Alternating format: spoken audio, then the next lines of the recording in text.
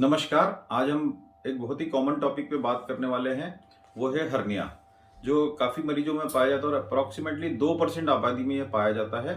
और ये surgery guide में इसके बारे में पूरी हिंदी में जानकारी दी गई है, जिसको मैंने स्वयं लिखा है। और हमारे हॉस्पिटल में सर्जरी गाइड हम हर मरीजों को निःशुल्क उपलब्ध कराते हैं, ताकि वो अपनी बीमारियों के बारे में हिंदी में अच्छे से जान सकें। तो आइए हम देखते हैं कि सर्जरी गाइड में इस हर्निया के बारे में क्या जानकारी दी गई है। तो जैसा कि इसका हेडिंग है, सावधान, हर्निया समय के साथ बढ़ता ही जाता है।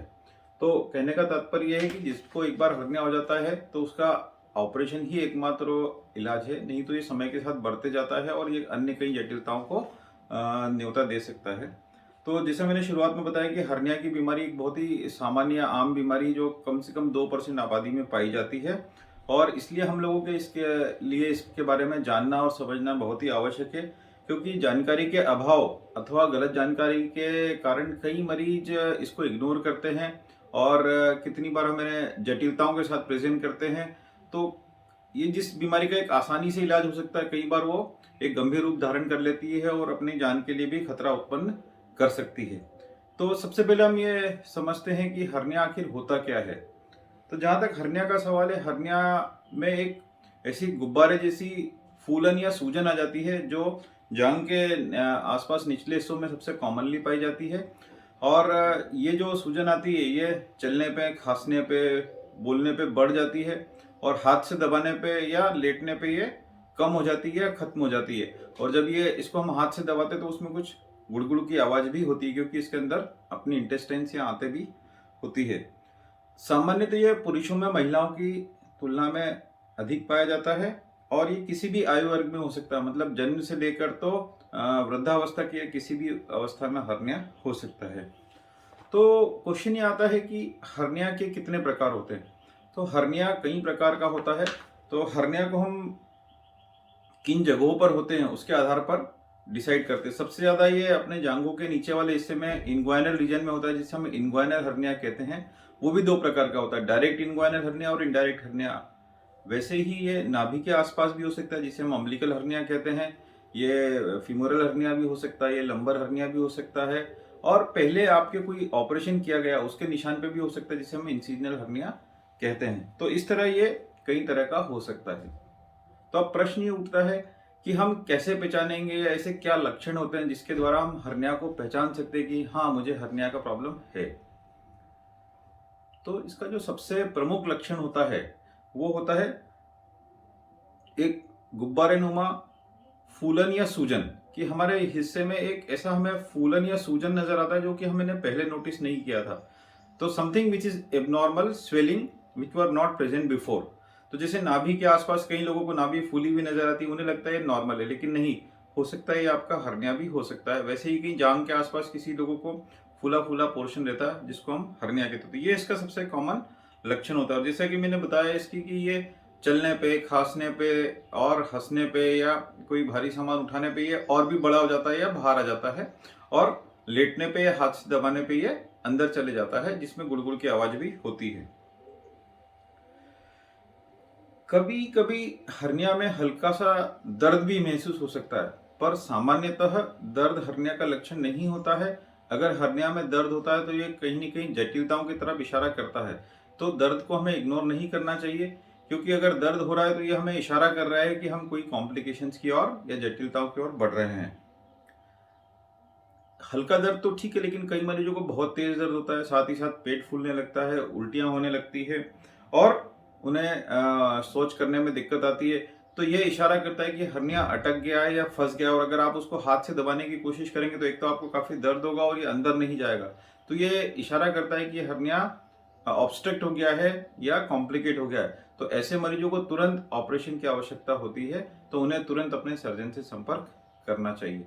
तो हमने अभी हर्निया का बोला कि हर्निया क्या होता है, हर्निया के क्या प्रकार होते हैं और हर्निया के क्या लक्षण होते हैं। आइए हम जानते हैं कि एक आपके दिमाग में प्रश्न उठा हुआ कि आखिर हर्निया होता क्यों है, या हर्निया होने के क्या कारण हो सकते हैं। देखिए, हर्निया वैसे तो जन्मजात भी हो सकता है, क्योंकि कई बच्चे हर्निया के साथ ही पैदा होते हैं और ये किसी भी आयु वर्ग में हो सकता है, जैसे कि मैंने शुरुआत में बताया। तो वैसे कई मरीजों में इसका कोई डेफिनेट कारण ज्ञात नहीं कि हर्निया क्यों होता है, लेकिन हर्निया के होने के कुछ कारण भी हो सकते हैं, जैसे जिन्हें कोई लंबी खांसी चलती है, जैसे टीबी है, अस्थमा या दमा की शिकायत है, तो उन्हें प्रेशर के कारण हर्निया होने की संभावना अधिक हो सकती है। जिन्हें कब्जियत की शिकायत होती है, जिन्हें मोशन में काफ़ी या शौच करने में जोर लगाना पड़ता है, उन्हें भी हर्निया होने की पॉसिबिलिटी हो सकती है। वैसे ही पुरुष वर्ग में जैसा मैंने बताया कि महिलाओं से अधिक होता है, तो उन्हें प्रोस्टेट की बीमारी 50 वर्ष के बाद जब होती है तो उन्हें यूरिन करने में जोर लगाना पड़ता है, और इस जोर लगाने के कारण भी उन्हें हर्निया होने की संभावना या पॉसिबिलिटी बाकी लोगों की कंपैरिजन में ज़्यादा होती है। वैसे कि कई मरीजों में ये मोटापे के कारण भी होता है, क्योंकि जब आपके अंदर मोटापा होता है तो मांसपेशियां, शरीर में चर्बी तो काफ़ी होती है लेकिन मांसपेशियां कमज़ोर होती है, और ये मांसपेशियों की कमजोरी के कारण हर्निया भी हो सकता है। इसी प्रकार लीवर की कई बीमारियां होती हैं, जिसमें जैसे सिरोसिस है या कहीं प्रोटीन की कमी है, कुपोषण है, उसके कारण भी हमारी मसल्स कमज़ोर होती है और हर्निया होने की संभावना काफ़ी हद तक बढ़ जाती है। इसमें और आगे बताया गया कि जो लोग अत्यधिक धूम्रपान करते हैं उन्हें भी खांसी हो सकती है, और खांसी होने के कारण हर्निया के चांस हो सकते हैं। या जो लोग भारी सामान उठाते हैं या कोई भी जोर वाला आप काम जो करते हैं तो उन्हें ये होने की संभावना अधिक होती है।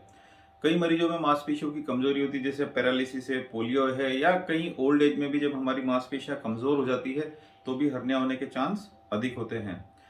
अगर आपका पहले कोई ऑपरेशन हो चुका है तो उस ऑपरेशन के निशान पे, चूंकि वो जगह अब कमजोर हो चुकी है, तो वहां पे भी हर्निया होने के चांसेस हो सकते हैं, और जिसे हम इंसिजनल हर्निया कहते हैं, जो कि पुराने ऑपरेशन के निशान पे हो सकता है।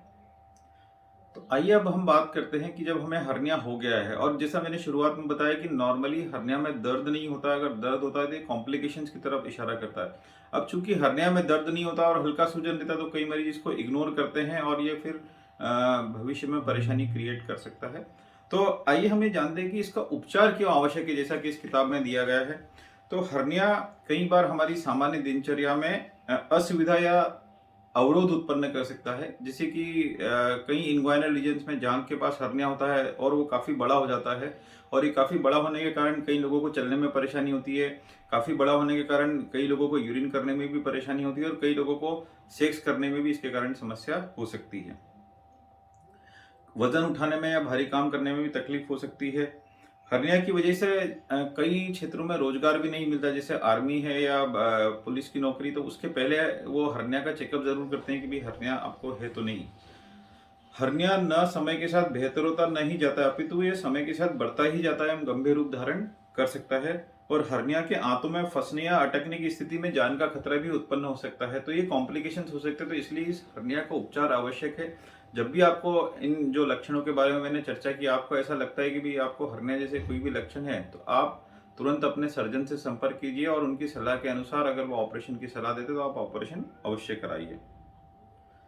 अब अगला प्रश्न ये आता है जो इस किताब में दिया गया है कि हर्निया होने पर हमें क्या सावधानी रखना चाहिए।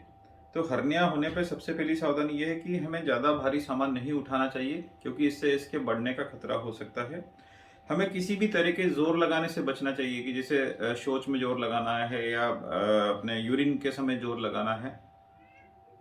हमें अपने आप को लंबी खांसी से भी बचाना चाहिए, क्योंकि इससे इसके अटकने के या फंसने के चांस अधिक हो सकते हैं। हमें योगा या अन्य व्यायाम जिससे कि पेट की मांसपेशियों पे जोर पड़ता है, तो उससे भी हमें बचना चाहिए।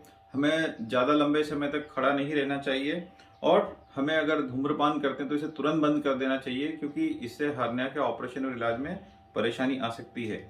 और जब अगर आपको हर्निया है कहीं भी किसी भी हिस्से में, चाहे वो नाभि के आसपास हो, चाहे इंग्वाइनल रीजन में जांघ के आसपास हो, आपको उसको समय समय पर अपने हाथ से अंदर डालते रहना चाहिए, ताकि उसके अटकने के या फंसने के चांस कम रहें। और आखिरी सलाह जो सबसे महत्वपूर्ण है कि आपको अपने विशेषज्ञ सर्जन से जरूर सलाह लेना चाहिए, और उनके अनुसार वो जैसा सलाह देते हैं आपको करना चाहिए। अब हमने हर्निया के बारे में इतनी बातें की, तो अब नेचुरली नेक्स्ट क्वेश्चन आता है कि हर्निया का आखिर इलाज क्या होता है। तो ऑपरेशन ही इस समस्या का एक स्थायी समाधान है। कोई दवाई बूटी, जड़ी बूटी, दवाई या योगा इसको दूर नहीं कर सकता है।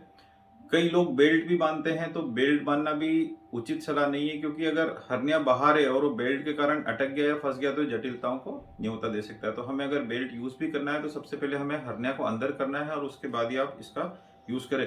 पर हमारी सलाह में बेल्ट भी यूज करना उचित सलाह नहीं है। और जैसा मैंने बताया कि ऑपरेशन में विलम्ब करना या जटिलताओं देरी करना, इसकी जटिलताओं को न्योता देना है। क्योंकि अगर एक बार हर्निया हो गया, हर्निया मतलब उस जगह पे गैप हो गया, गड्ढा हो गया, जो कि किसी दवा गोली से नहीं भरना है, ना समय के साथ भरना है, तो इसका हमें ऑपरेशन ही एकमात्र इलाज है। तो आपको इसको अविलंब ऑपरेशन अपना प्लान कर लेना चाहिए, नहीं तो फिर वो जटिलताएं हो सकती है। और कई जैसे बुजुर्गों को हर्निया होता है और उन्हें कोई दर्द नहीं होता है, तो वो सोचते हैं कि हमें ऑपरेशन क्यों कराएं। लेकिन जैसे जैसे आप इसको पोस्टपोन करते रहते हैं, एक तो हर्निया आपका बढ़ता जाता है, दूसरा कि आपकी उम्र बढ़ती जाती है, उसके साथ से साथ उम्र बढ़ने के कारण आपको कई अन्य बीमारियां घेर लेती है, जैसे डायबिटीज है, हार्ट प्रॉब्लम है, ब्लड प्रेशर है, और भी कई बीमारियां। तो आपके ऑपरेशन में कॉम्प्लिकेशन के चांसेस भी बढ़ जाते हैं और एनेस्थीसिया का रिस्क भी बढ़ जाता है। तो इसको आप समय रहते जल्दी ऑपरेट करवा लीजिए। अब आता है जब हम ऑपरेशन की बात करते हैं, कि जैसा कि हमने बताया कि ऑपरेशन ही इसका एकमात्र और स्थायी समाधान है। तो ऑपरेशन क्या होता है या किस तरीके से किया जाता है? तो ये ऑपरेशन कई प्रकार से किए जाते हैं, जो कि मरीज की आयु पे डिपेंड करते हैं और अन्य कारणों पे डिपेंड करते हैं कि उनका एनेस्थीसिया का रिस्क कितना है। जैसे कि बताया कि उनको diabetes, blood pressure, heart problem में कोई दूसरी समस्या तो नहीं है, उन्हें एक तरफ हर्निया है, दोनों तरफ हर्निया है, हर्निया का साइज कितना है, वो इन्ग्वाइनल रीजन का हर्निया है, वो इंसिजनल हर्निया है या अम्बिलिकल हर्निया है। मतलब हर्निया में एक कोई ऑपरेशन करना तय है, लेकिन अलग अलग जगहों के ऑपरेशन भी अलग अलग हो सकते हैं और अलग अलग विधि से भी हो सकती है। तो इस ऑपरेशन की विधि का सही चुनाव आप अपने विशेषज्ञ सर्जन से मिलकर कर सकते हैं, उनसे डिस्कस कर सकते हैं और उसके बाद फाइनल डिसीजन ले सकते हैं। और हर्निया के ऑपरेशन के बारे में सलाह कोई भी सर्जन बिना देखे या फोन पे या व्हाट्सएप पे रिपोर्ट भेज के नहीं दे सकता है। तो पहले आप अपने सर्जन से संपर्क कीजिए और उसके बाद ही ऑपरेशन के बारे में आगे बात कीजिए। ऑपरेशन किस तरीके के होते हैं? तो पहले जो ऑपरेशन होते थे उसमें हर्निया को स्टिचेस लगा के उसकी गैप को बंद कर दिया जाता था। लेकिन आजकल सभी एडल्ट पेशेंट्स में, यानी कि सभी वयस्क लोगों में जाली डालकर ऑपरेशन किया जाता है। जाली या हर्निया में एक मेश या नेट डाली जाती है, जिससे कि वो जगह मजबूत हो जाती है और उस नेट के अंदर छोटे छोटे होल्स होते हैं, उसके अंदर अपना टिश्यू ग्रो करता है और उसको एक वो मजबूत जगह बना देता है, ताकि भविष्य में दोबारा हर्निया होने के चांस आपके नहीं हो या एकदम मिनिमाइज हो जाए। तो आजकल जितने भी एडल्ट पेशेंट्स होते हैं 18 साल से अधिक, सभी को जाली डालकर ही ऑपरेशन किया जाता है। तो जाली जो रहती है वो छोटे बच्चों में नहीं डाली जाती, क्योंकि उनका ग्रोइंग एज रहता है, तो इसलिए उन बच्चों में जाली डालने की आवश्यकता नहीं होती और उनकी मांसपेशियां भी समय के साथ मजबूत होती जाती है, तो उनमें बिना जाली का ऑपरेशन ही किया जाता है।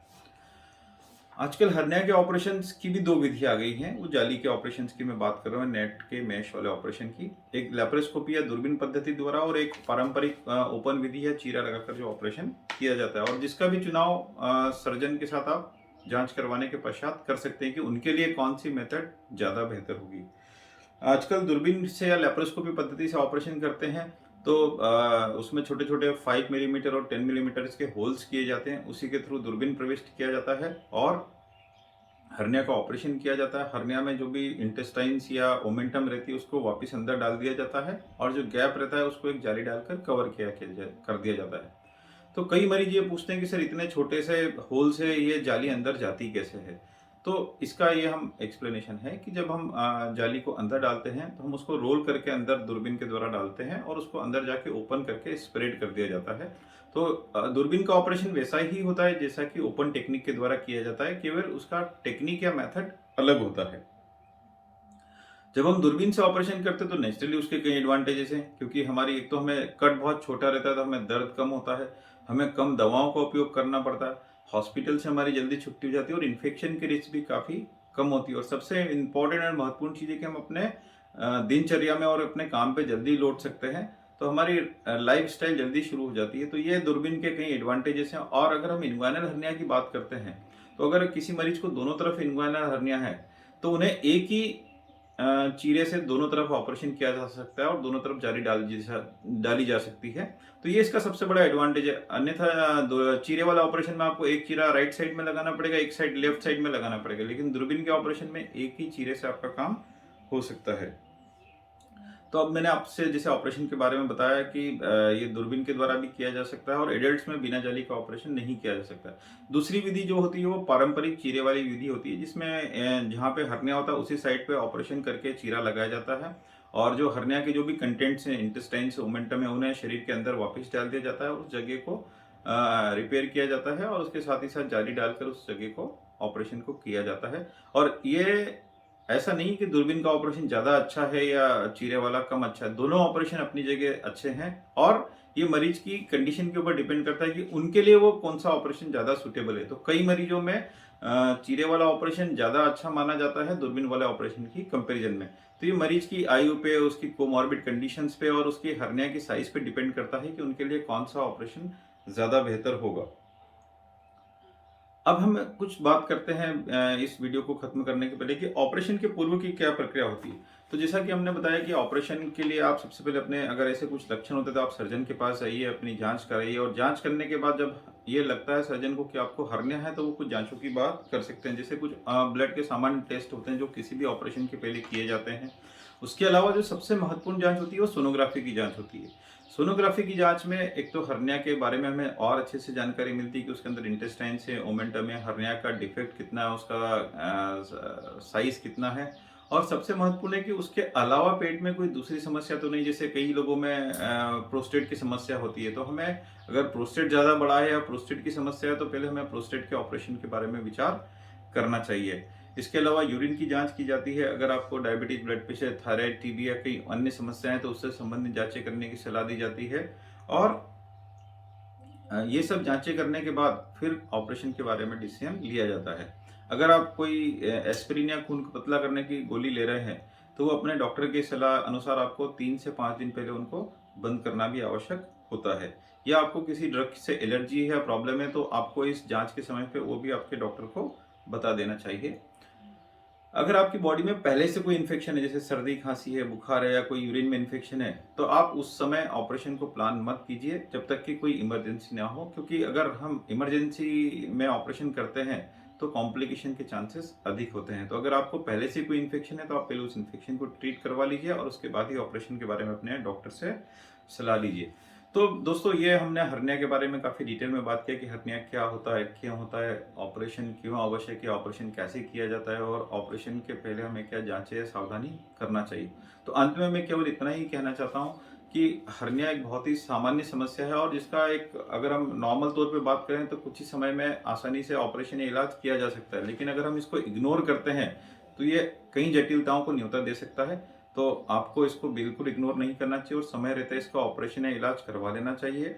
और बड़ों में आजकल जाली डाल के या नेट मैश डाल के ऑपरेशन किया जाता है और ये दूरबीन पद्धति से भी किया जा सकता है या चीरे वाली पद्धति से भी किया जा सकता है।